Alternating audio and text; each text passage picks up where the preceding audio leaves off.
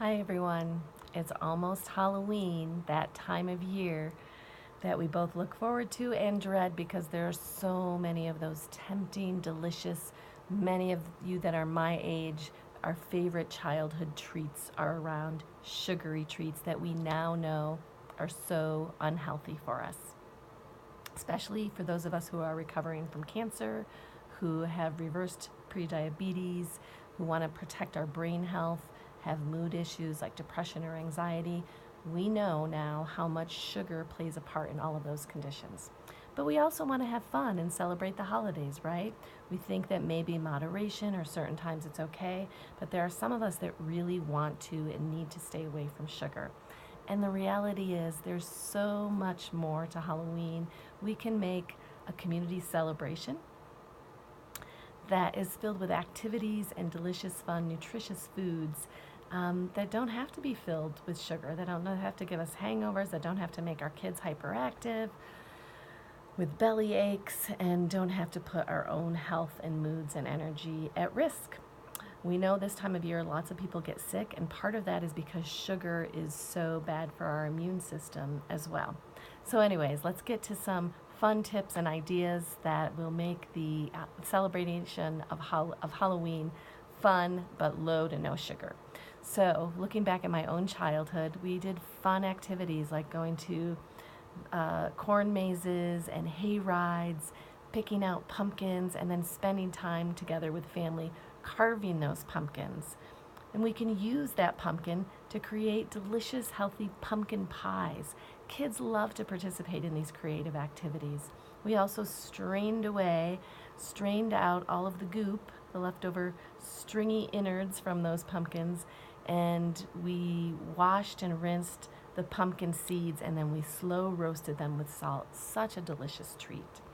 We can still have gatherings with children, and we can still create costumes, and we can still offer prizes or have contests for the scariest or the funniest costume, the most original, the most historically accurate if we want to.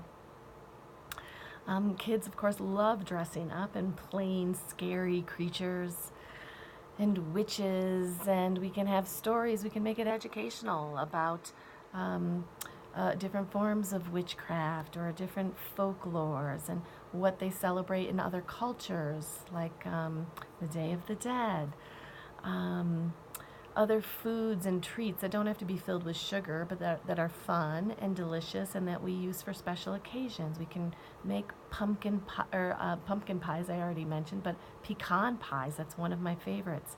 We can use coconut cream, full-fat coconut whipped cream to top on these pies. We can create blueberry crumbles, and instead of using just white flour, which has no nutritional value to it and converts immediately to high blood sugar levels, we can create crumbles that are made out of crushed sunflower seeds and crushed nuts combined with coconut flakes and make delicious treats.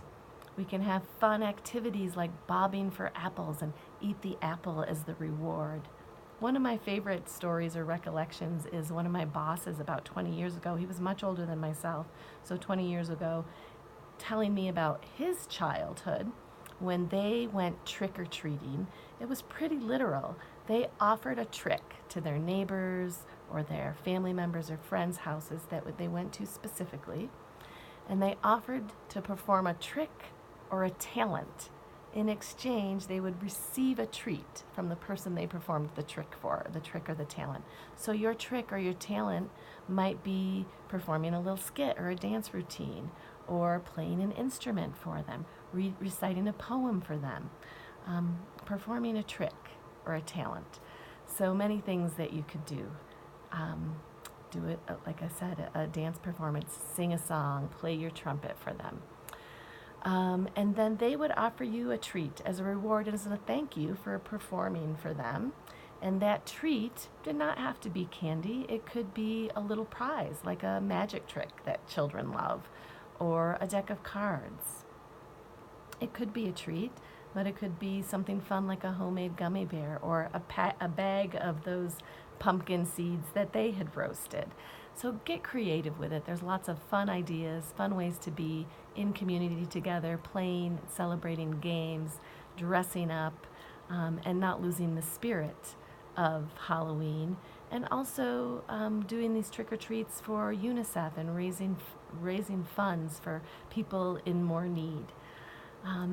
You get to create this. You don't have to follow the majority or be pressured to engage in a cultural tradition that is actually making many people sick. So be safe out there, be creative, have fun, have delicious, nutritious foods, and enjoy the holiday season. And I'll see you guys next time. Bye-bye.